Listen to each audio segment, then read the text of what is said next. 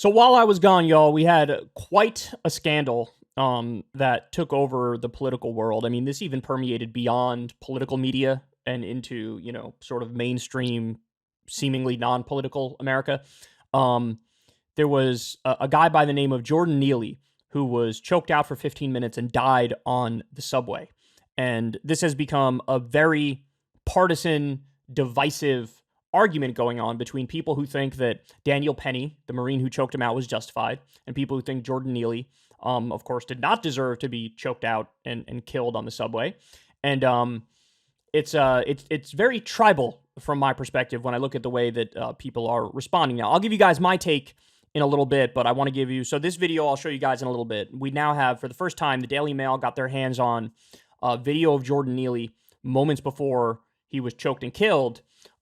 But so that video is only 27 seconds. It shows some of what happened before, but it doesn't show, like, I haven't seen yet, and I think the cops actually have these videos, but I haven't seen yet everything that happened leading into the choking and the killing. I've only seen this snippet from just before, and then there's plenty of video out there of the choking and the killing itself. I haven't seen a continuous one, but my understanding is that there actually is a continuous one out there that the cops have access to, but they haven't released it yet. I mean, I honestly think that you're going to have a lot more agreement when people see the entire thing. Potentially, you'll have that.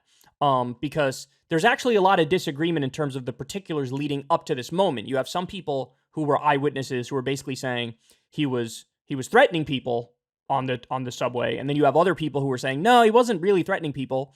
He's homeless, he's mentally ill, he was acting a little weird and a little jittery and whatnot, but there weren't any direct threats made. And so you could see where, the seeds of disagreement are, because basically your whole perception and interpretation of the event is going to rely on whether or not you thought this move was justified by the Marine. And, it would be not at all justified if there weren't direct threats. It would be more justified if he was, saying to people directly, like, I'll kill your ass, or one report, I'm not afraid to go to jail. He said something along those lines. But again, massive, massive contradictions amidst the eyewitnesses, where some say he was threatening, others say he wasn't threatening at all. Okay, so who is Daniel Penny? Daniel Penny is the Marine veteran who was charged in the Jordan Neely chokehold case. So he's facing second-degree manslaughter charges. Now, initially, he was released. I think they took him and then they released him. And then there was a big outcry and backlash where, the public was like, you got to arrest this guy. You can't just choke somebody out for 15 minutes and kill him in the subway. And so now I believe he's been taken again. Again, he's facing second-degree manslaughter charges. This article here in NBC lays out some stuff about him. He's 24 years old. He's a veteran from Long Island, facing second-degree manslaughter charges because in a New York City subway, he choked Jordan Neely to death. Penny's lawyers have previously said their client was acting to defend himself and others and could not have foreseen that Neely, who was homeless and suffered from mental illness, would have died. Daniel Penny is a 2016 graduate of Long Island's West Islip High School and has most recently lived in Queens. Military records indicate he spent 4 years in the Marines, rising to the rank of sergeant before being discharged in June 2021. While in the service, he earned a number of awards, including the Marine Corps Good Conduct Medal. Penny's attorneys have said their client was a college student, though NBC News reported Penny may have at one point dropped out of college to backpack through Central America. At one point, Penny sought work as a bartender in Manhattan, NBC also reported. So just to give some more information on this, the Marine who was filmed putting New York City street performer Jordan Neely in a chokehold on a subway car has hired a rival of Manhattan District Attorney Alvin Bragg to represent him. So that's another thing I should point out is that this guy, Daniel Penny, he was apparently a pretty famous Michael Jackson impersonator on the subway, or at least he was previously. At the time of him being killed, he was homeless and he wasn't, dressed in his Michael Jackson garb and dancing like he did for a profession previously. Neely's family has said he suffered from mental illness for years. Witnesses reported Neely was yelling and pacing on an F train on Monday. That was when he was restrained by at least 3 people. So that's another interesting point is that, and the videos show this as well, that Neely had him in a chokehold, and he had him in a chokehold for Penny had Neely in a chokehold for 15 minutes, but there were 2 other people who were also, like, in one way or another trying to restrain Neely. One of the people was a U.S. Marine who can be seen on video with his arm around Neely's neck. Neely went limp and was taken to the hospital where he was pronounced dead. The Marine has yet to face charges, but the case remains under investigation. So there's an older article since then. He has been arrested again, facing second-degree manslaughter charges. The Marine has hired attorney Thomas Kenneth. We can confirm that Razor and Kenneth is representing an individual being investigated regarding the recent incident on the subway. We have reached out to both the DA's office and the NYPD. They are aware that we are handling this matter, a spokesman for the firm told the Daily Mail. Okay. Now, they go on to say the attorney, an Iraq war veteran and major in the Army National Guard, ran an unsuccessful campaign for Manhattan DA, losing to the progressive Bragg in 2021. Bragg won Deep Blue Manhattan by over 60 points and 170,000 votes. Bragg's office confirmed Thursday that the investigation was still ongoing. So here you have some quotes from Bragg's office. You have the mayor, Eric Adams of New York City, released a statement that was sort of like everybody hold on, wait for the investigation to conclude. He didn't really take a side. He kind of said, let's all relax and wait for more evidence to come in. Let's wait for the investigation to conclude. Everybody cool the temperature a little bit. That was the gist of Eric Adams' statement. Neely, 30, was a famous Michael Jackson impersonator and often seen across the city dancing in a red Thriller leather jacket and the pop star's quintessential loafers. According to his family, he suffered from autism and schizophrenia and was permanently scarred by the murder of his mother, Christine Neely, in 2007. Jesus. He was just 14 years old at the time, and in the following years fell victim to homelessness and tried and failed multiple times to live with his father. So here's a picture of Jordan Neely as a Michael Jackson impersonator. By the way, on Look Alone, very good Michael Jackson impersonator. I saw some videos as well. He seemed like he was pretty good Michael Jackson-style dancer as well. The whole system just failed him. He fell through the cracks of the system, his aunt Carolyn Neely told the New York Post.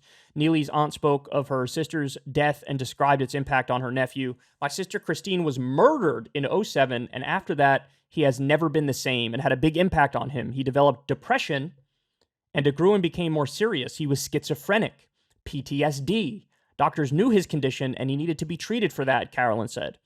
A family friend told the newspaper that Neely suffered so much because of what happened to his mother. She was his sole support. His father wasn't. That friend said he tried to live with his father on multiple occasions, but the pair did not get along. In 2012, Neely was called to testify in the murder trial against the man who murdered his mother in Bayonne, New Jersey. According to the testimony, Neely attempted to say goodbye to his mother one morning before going off to school. He said his stepfather, Sean Sutherland, blocked him from going into the bedroom by padlocking it. Jesus. The following day, Neely said Sutherland moved out of the home and he never saw him again. Neely's father told the Daily News in an interview that his son became a complete mess afterwards. After we buried her, he just wasn't the same anymore. Said his father, Andre Zachary, they were very close. He loved her so much that he just lost it. He said in a tribute, Jordan was a good man. He was a good person. He grew up good. He always had a temper, but he never used to hurt anyone. He wasn't bad. He was beautiful. Zachary said his son began mimicking Michael Jackson at the age of 4. He looked just like him. He used to perform on the block. One day, people were loving him, he said. He said he had not seen his son for 4 years, and that because he rarely took his autism medication, it was difficult for him to find work. According to the Daily News report, Neely was arrested 42 times over the last 10 years, and last arrested in November 2021 for hitting a 67-year-old woman in the face. The last contact Zachary had with his son was a letter sent to him while Neely was in prison. It read in part, Dad, I disobeyed you, and I'm sorry. Okay. Wow.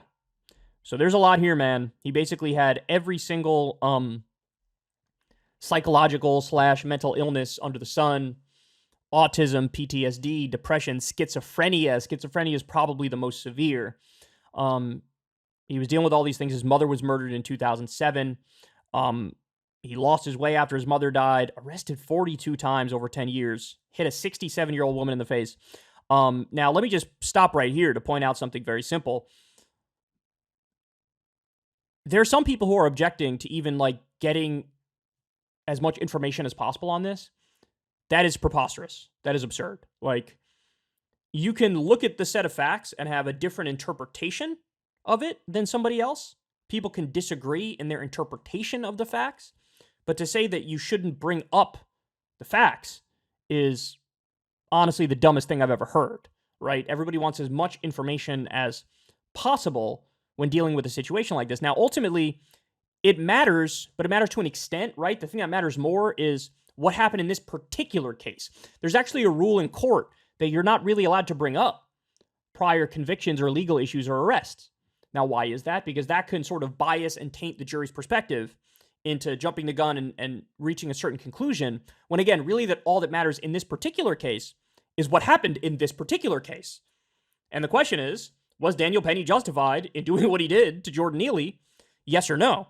So while I think it's important to know these things and they matter, it only matters to a certain point. And by the way, there's stuff there that people are all using, politically for their own perspective. Obviously, some people on the left are pointing out like, hey man, look, he had all these psychological illness. This is society failing him. He had a terrible personal story where his mom was murdered in 2007 and he lost his way. And so in other words, all these things are mitigating factors and should make people almost treat him more kindly and not jump to violence in dealing with such a person, because he's got this laundry list of issues which you need to handle with care, right? That's people on the left are making that. People on the right, of course, are focusing in on 42 arrests, punched a 67-year-old woman in the face. Therefore, it's like he was going to be violent again this time, and so they had to restrain him, and this is what ended up happening. And you have people on the right saying that Daniel Penny is a hero.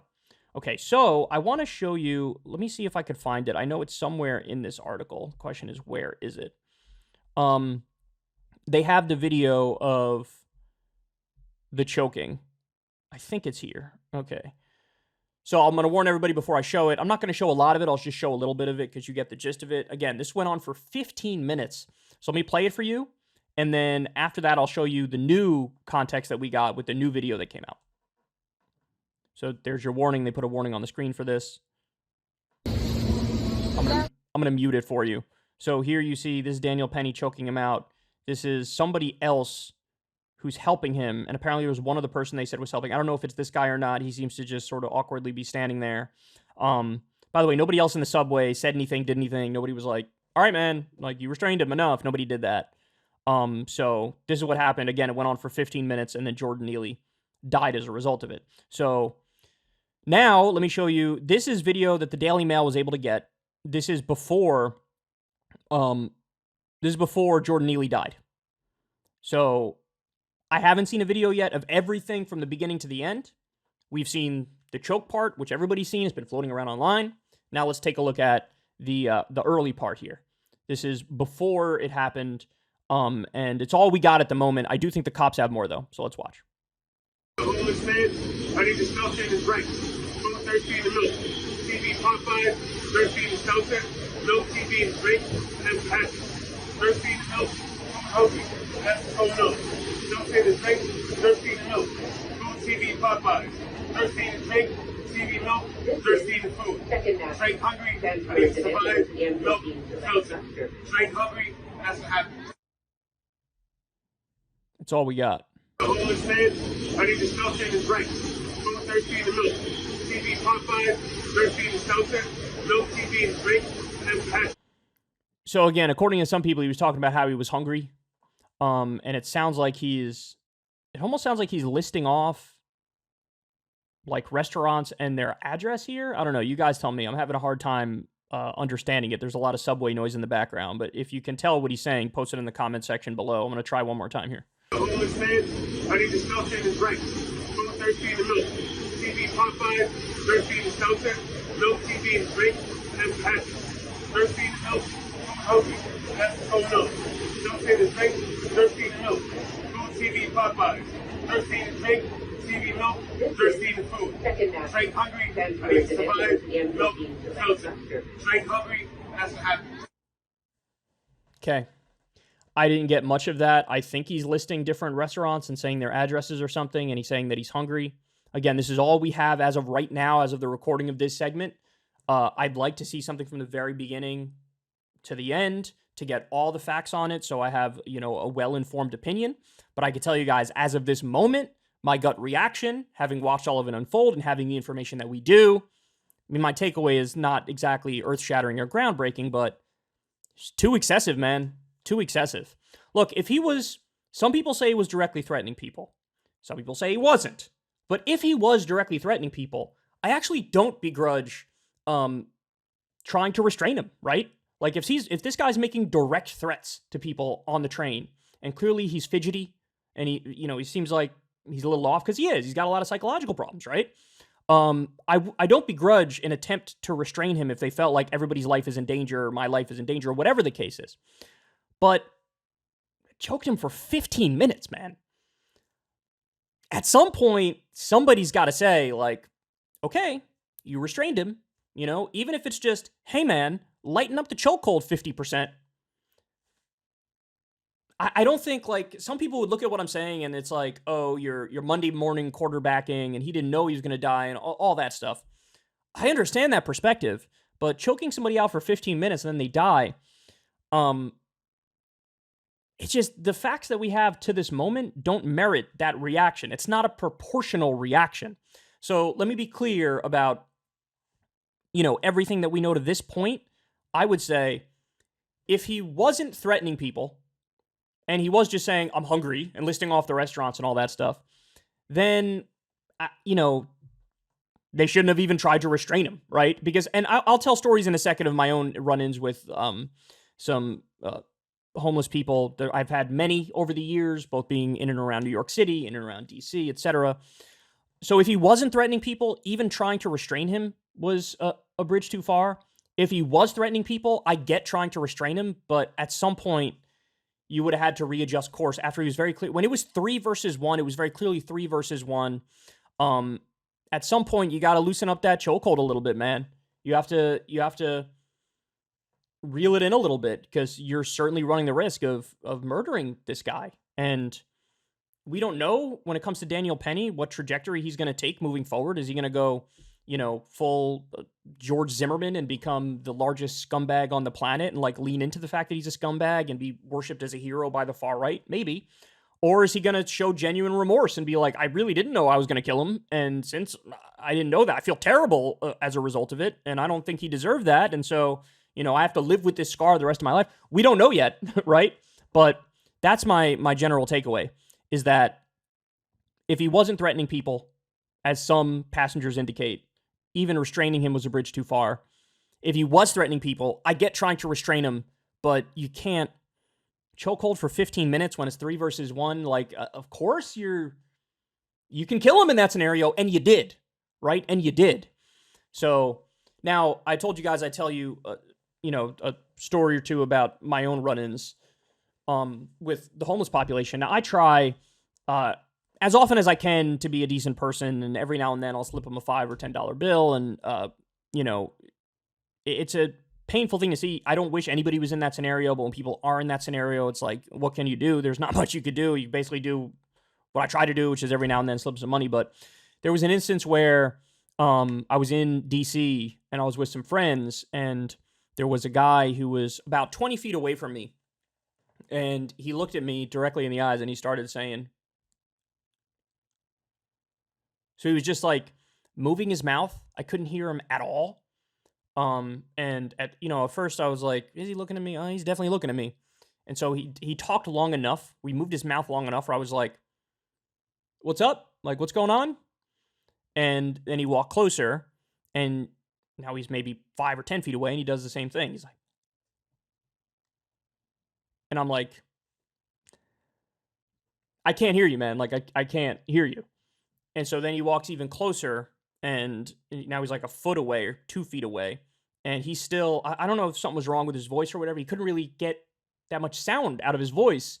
And so, but I was able to surmise that he wants cash. And I was like, I'm sorry, man, I don't have any cash on me at the moment. And then he sort of stood there and like asked more. And then it became sort of like a menacing stare. And then eventually he turned from me to my buddy Will and asked him the same thing. And Will was like, I'm sorry, I don't have any. And he menacingly was staring at Will, and he wasn't leaving. And now we're going on like 3 minutes of him standing there with like a menacing look on his face. And so it was a very awkward situation. Now, one of my other buddies chimed in and was like, we good? Like, do we have a problem here? And the guy, I don't know, I don't remember if he said anything or if he was just standing there still, but he stood there for maybe another 15, 20 seconds. And then he walked away, but he walked away and it was very clearly like there was anger and it wasn't a good vibe. It was very much like, it was a little bit of a scary situation. Now, by the way, the buddy who was like, is everything okay here? He's actually a trained fighter, so it's good nothing escalated further. But anyway, the point of me telling that story is, at any time in the midst of that interaction, somebody could have viewed that as like, in our position, as like, this is sort of threatening. This is like vaguely threatening. But our reaction to it was just like sort of patience, de-escalation, bring down the temperature, relax it a little bit, right? And again, the person wouldn't be mistaken to view it as kind of like, hey, this is a questionable situation here. He's kind of like angrily staring at us now as we rejected him or whatever, right? But we didn't react. We sort of turned the temperature down, and then eventually it moved on and everything worked out fine. Now, again, I don't know what was wrong with the guy. If there's a problem with his voice, maybe he was dealing with some psychological issues as well. But that's just one example of like, you have any idea how many people have interactions like that on a daily basis and it doesn't escalate into murder? It doesn't escalate into manslaughter. It doesn't escalate into physical confrontation. And that's not the only one. I've had multiple experiences like that where it was hairy and it was sketchy, but there was no escalation. There was de-escalation. There was removing yourself from the situation. And it worked out for the better. It worked out for the better. And so I'm not saying for sure that in this scenario, it could have gone like that, because maybe we are going to see a video that comes out where he is directly threatening people. And if that's the case, you got to keep it real. It does sort of change the reaction quite a bit, and it does sort of change people's perspective quite a bit. But all the information that we have to this point is homeless guy, a laundry list of psychological issues, does have a criminal record, acting kind of sketchy, maybe not threaten people, and then it ended up with him being dead. Again, my only reaction is, if he didn't threaten anybody and he was just acting weird, they shouldn't have even tried to restrain him. If he did threaten people, it's okay to try to restrain him, but you got to be more reasonable and proportional in your reaction and make it so that he doesn't die. Again, a chokehold for 15 minutes and 3 versus 1. It's kind of hard for me to imagine that some people don't view that as excessive. I think it's pretty clearly excessive. So anyway, that's my breakdown of the situation. Having said all that, you do have to reserve judgment a little bit until you get the full video. I hope at some point we see the full video. But needless to say, look, I don't think they're wrong in attempting to charge him with second-degree manslaughter. And if all the facts come out and they say, you know what, he was directly threatening people, and so a jury says it was a proportional response, well then, okay, he's free to go, and that's totally fine. But for the evidence we have right now, I think this is reasonable, and we'll see how it ends up. We'll see what other evidence comes out. And, the only thing you could say now is what a devastatingly sad and terrible story vis-a-vis Jordan Neely. And the real core of the problem, the heart of the problem, is there's going to be a lot more Jordan Neelys, and there are a lot more Jordan Neelys out there, because the system is so draconian and primitive and stupid, and the social safety net is not good, and we don't have good mental health facilities to take care of people who are going through a crisis like this. And we also don't have a good economic safety net where people have some material comfort to fall back on in hard times when they can't get their stuff together, they can't get a job, they can't go to work. Like, this is a failing on so many different levels. And of course, everybody's going to talk about the first part of what we discussed, but almost nobody's going to talk about the second part. Almost nobody's going to talk about the multiple ways in which Jordan Neely and people like him slip through the cracks of society, because the cracks are really, really big on purpose, right? I mean, imagine we had a system with phenomenal, well-funded public schools and teachers, had top-notch mental health facilities, had universal basic income and universal health care to help people out in times of need. If you have material support and a good system and structure in place and some friends and family, you're not going to have nearly as many homeless people. You're not going to have nearly as many people going through mental or psychological breakdowns and crises. It's just not going to happen. And so it's a shame. The right's only reaction, of course, is just like, we need to criminalize harder, right? Like, we just need to be more punitive towards homeless people and people with mental illness or whatever. And that's not a solution. You know, that's just a game of whack-a-mole. That's all you're doing in that scenario. So if you really want a long-term solution, you really have to fundamentally change our economic system. You have to fundamentally change our criminal justice system. You have to fundamentally change our approach to mental health. And they're just totally uninterested in doing that. So anyway, there's your breakdown. Terrible situation. We'll see what happens as the trial goes on, and hopefully as more video comes out. Hey, y'all, do me a favor and like and subscribe. It helps out big time in the algorithm. Click the bell as well for notifications when videos drop, and watch that video on screen right now. You know you want to.